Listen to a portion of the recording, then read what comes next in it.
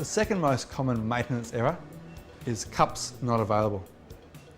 This is as simply solved as opening the door, filling it up with cups, closing the door again, and the machine will reset.